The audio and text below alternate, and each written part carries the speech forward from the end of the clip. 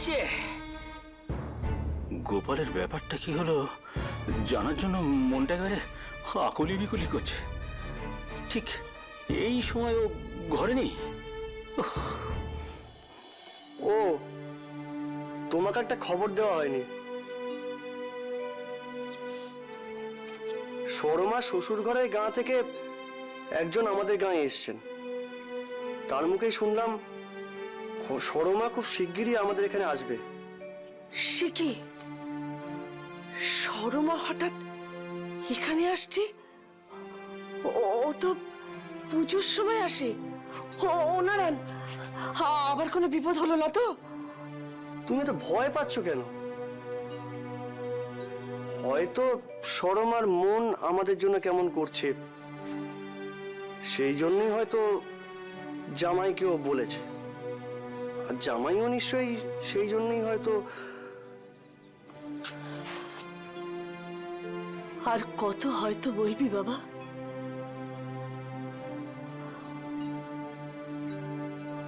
তোরই হয়তো শুনে মনে হচ্ছে তুইও খুব চিন্তায় পড়েছিস। আমি আপনার কথায় সন্তুষ্ট হতে পারছি না নায়েব মশাই। আপনি বলছেন মন্দির সংস্কারের কাজ প্রতি বছর সময় মতোই হয়ে থাকে, অথচ এক বর্ষাতেই তা ধুয়ে যায়। এই কিরকম সংস্কারের কাজ নায়েব মশাই? রানীমা, প্রকৃতিকে অস্বীকার করব কেমন করে? প্রতি বছরই বর্ষা আসে, রং ধুয়ে মুছে যায়। তবে ওই ভাদ্র আশ্বিনের পর আপনি যখন পুজোর আগে আবার এখানে আসবেন, আপনি দেখবেন আবার একেবারে মন্দির ঝকঝক করছে, সব পরিষ্কার। আপনি ভুলে যাচ্ছেন নায়েব মশাই, আমি নাটোরের রাজপ্রাসাদে থাকি, কোনো মাটির বাড়িতে থাকি না। ছি ছি ছি, এ কথা ভাবাও আমার পক্ষে পাপ। আপনি নাটোরের রানী, আপনি রাজপ্রাসাদ ছেড়ে মাটির বাড়িতে কেন থাকবেন? আমি তো স্বপ্নেও এমন কথা ভাবার দুঃসাহস করব না। আমার কথাটাকে শেষ করতে দিন নায়েব মশাই। নির্মাণ একবার সংস্কার করলে অন্তত 3টি বর্ষাতে তার কোনো ক্ষয়ক্ষতি হয় না। প্রয়োজন নেই বছর বছর সংস্কার করার। অথচ মন্দিরের তহবিল থেকে প্রতি বছর এর জন্য অর্থ ব্যয় হচ্ছে, যা কোনো কাজেই আসছে না। এই মরেছে, এদের কি সব ব্যাপারে একটু বেশি বোঝে? কি করে যে সামাল দিই? কোথায় এসে মায়ের পুজো দিয়ে দুদিন দ্বারকা নদীর হাওয়া খেয়ে নাটোরে ফিরে যাবে, তা না, এ তো আচ্ছাই গেড়ে পড়লাম। নায়েব মশাই, আগে আমার মনে হচ্ছে মন্দিরের তহবিলে যে অর্থ ব্যবহার করা হচ্ছে তা ঠিক মতো কাজে লাগছে না। আপনি এই বিষয়ে একটু যত্ন নিন, তা না হলে আমাকে এর উপযুক্ত ব্যবস্থা নিতে হবে। ইস, ভাইটির মুখ একেবারে শুকিয়ে গেছে গো। নিশ্চয়ই চিন্তায় চিন্তায়। কিন্তু ভাই, আমি তোমার উপর ভীষণ রাগ করেছি। কত বলে কয়ে তোমার জমিটা ছাড়াবার জন্য পয়সার বন্দোবস্ত করে দিলাম, আর তুই সে টাকা না নিয়ে তাকে ফেরত পাঠিয়ে দিলে। জমি ছাড়াবার আর দরকার হবে না গো উপেন দাদা। কেন, অতটা জমি তুমি মহাজনকে ছেড়ে দিলে? না গো, নিজের মাকে যে দুবেলা মুখে খাবার তুলে দিচ্ছে তাকে মহাজনের কাছে ছেড়ে দেব? অতটা বোকা আমি নই গো। তোমার কথা আমি ঠিক বুঝতে পারলাম না ভাইটি। পয়সা আমি পেয়ে গেছি, আর তাই দিয়ে আজ মহাজনের কাছ থেকে জমি ছাড়িয়েও এনেছি গো। ও, পয়সা তুমি পেয়ে গেছো? খুব ভালো, খুব ভালো। কিন্তু পয়সা তুমি পেলে কোত্থেকে? মা তারা দিয়েছেন গো। তো তোমরা কোনো খবর না দিয়ে, বৌমা ওগো শুনছো? তাড়াতাড়ি এদিকে এসো, দেখো কে কে এসছে। আপনি এত ব্যস্ত হবেন না মা, সরমা এখানে অনেকদিন ধরেই আসতে চাইছিল।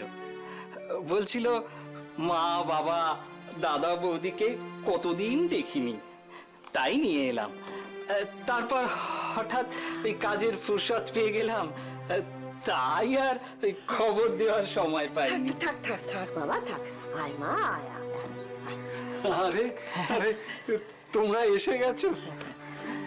থাক থাক থাক বাবা, এতদিন বাদে মনে পড়লো বুড়ো শ্বশুর শাশুড়িকে।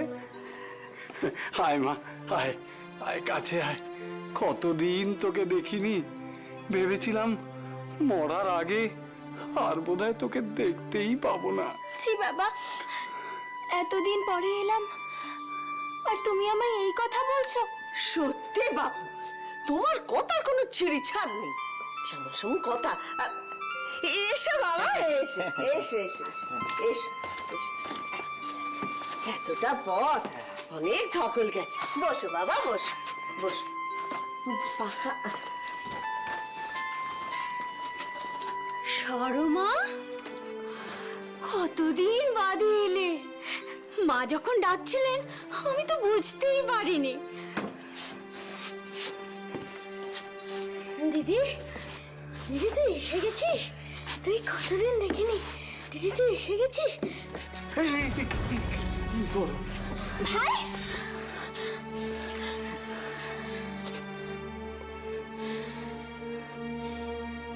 একি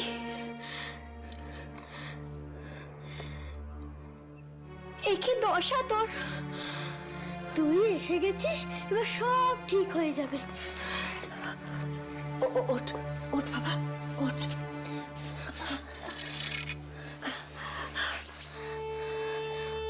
হচ্ছে দশা হয়েছিল সে তোকে পরে বলবো। যা বাবা, ঘরে যা। আপনার সঙ্গে যিনি এসেছেন তার পরিচয় তো পেলাম না নায়েব মশাই। হ্যাঁ, আসলে আপনি এত মনোযোগ দিয়ে ওই হিসেবপত্র দেখছেন, তাই সাহস করে আমি মুখ ফুটে বলতে পারিনি। আসলে ও আমার ও আমার কেউ না, সেরেস্তার কর্মচারী আর কি। এই সমস্ত মন্দিরের হিসেবের খাতা, খাজনার খাতা ওই দেখাশোনা করে।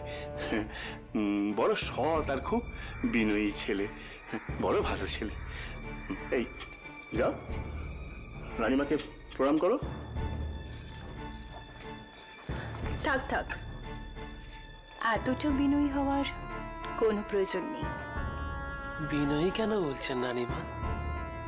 আপনি আমার প্রভুপত্নী, গুরুজন, আর গুরুজনদের মান্যি করাই তো আমাদের ধর্ম।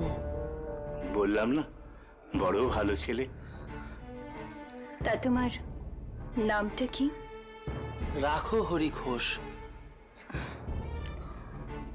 আপনি তো এখানকার নায়েব মশাই। আগে প্রজাদের খাজনা আদায়, আয় ব্যয় এই সমস্ত দেখা আপনার কাজ। তা হঠাৎ আপনি নতুন কর্মচারী বহাল করলেন কেন? আপনি কি একা সমস্ত দায়িত্ব সামলাতে পারছেন না নায়েব মশাই? না না না না, দায়িত্ব কেন সামলাতে পারবো না? আর দায়িত্ব সামলাতে যদি নাই পারতাম রানীমা, তাহলে নিজেই চাকরিটা ছেড়ে দিয়ে চলে যেতাম। এই একটা গুরু দায়িত্ব থেকে একেবারে বসে বসে বেতন নেওয়া তো উচিত নয়। আর তাছাড়া রানীমা, রাখহরিকে আমি কিন্তু বহাল করিনি, ওকে বহাল করেছেন স্বয়ং মৈত্র মশাই। মৈত্র মশাই? হ্যাঁ বলো।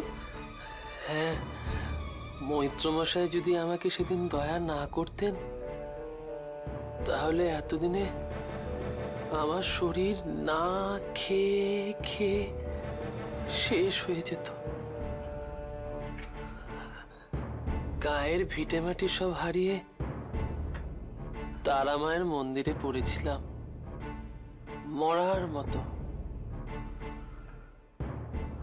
মৈত্রমশাইয়ের পায়ের ছোঁয়া না পেলে এতদিনে আমার যে সে কি করুণ অবস্থা। এই দেখো, তুমি আবার কাঁদছো কেন? দেখো, তোমার মাথার উপরে স্বয়ং রানীমা রয়েছেন, হ্যাঁ রাজাবাবু রয়েছেন, তোমার ভাবনা কিসের? বললাম না বড় ভালো ছেলে। একটু বেশি ভালো ছেলে। তুমি এখন আসতে পারো রাখরি। তোমার আর এখানে কোনো প্রয়োজন নেই। যথা আজ্ঞা রানীমা। আসি যা। নাই মশাই। যাও। ও কি তুই তুই কাঁদছিস কেন মা? কি হয়েছে সরমা, কাঁদছো কেন? ও বুঝেছি, জামাই চলে যাবেন বলেছেন তাই। ধুর বোকা, এর জন্য কেউ কাঁদে? আরে ও তো তোকে নিতে আসবে, তখন কটা দিন থেকে তোকে নিয়ে যাবে। কি নিখিল, আমার এই কথাটা রাখবে তো? নিশ্চয়ই। সবকিছু ঠিকঠাক থাকলে আমি অবশ্যই কটা দিন থেকে যাব। তাহলে তুমি বসো, আমি মিঠাইটা নিয়ে আসি। আসুন। তবে আমারও একটা আবদার আছে আপনাদের কাছে। আপনাদের আমাদের ওখানেও যেতে হবে। আমি নিজে এসে নেমন্তন্ন করে গেলাম। নিশ্চয়ই যাব, নিশ্চয়ই যাব।